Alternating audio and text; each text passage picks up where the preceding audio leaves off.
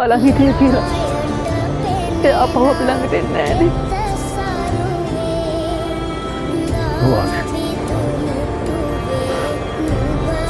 මට ආන්ටි කියන්න එපා.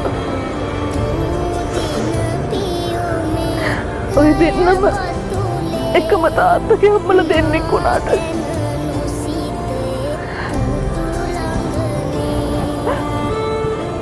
දැන් ඉන්නේ කම්මයි ඔය දෙන්නටම.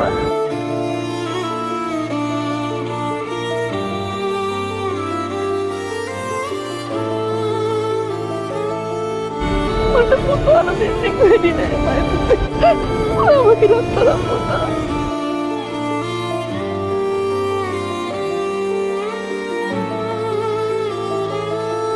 ඔය දෙන්නටම මම තමයි දැන් ඉන්න අම්මා.